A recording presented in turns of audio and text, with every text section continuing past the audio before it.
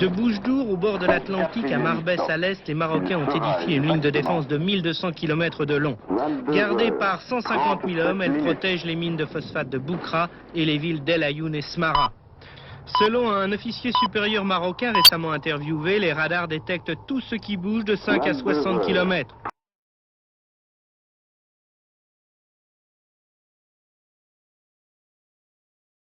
Cantonnés à 20 km du mur, les Sahraouis se sont approchés tôt le matin des positions à attaquer. Leur insuffisance numérique et en armement est compensée par le fait que c'est à eux de prendre l'initiative sur une cible fixe qu'ils ont tout le loisir de repérer. Le terrain très accidenté les protège des radars. Regardez bien ici, nous voyons les Marocains évoluer de l'autre côté du mur. Durant une demi-heure, les Sahraouis harcèlent les positions marocaines, puis en quelques minutes, les mortiers sont embarqués dans les véhicules et l'unité disparaît entre les rochers pour aller s'installer 20 km plus loin, en face d'une autre position. La riposte marocaine est assez précise, mais très souvent, les positions de tir initial sont déjà abandonnées lorsque le tir des obus se localise sur le point d'attaque.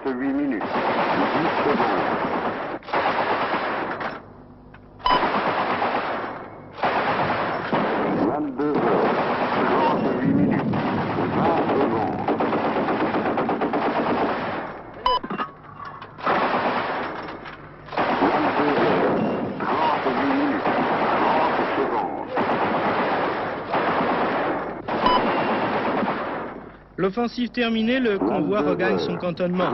Il reprendra la même opération demain.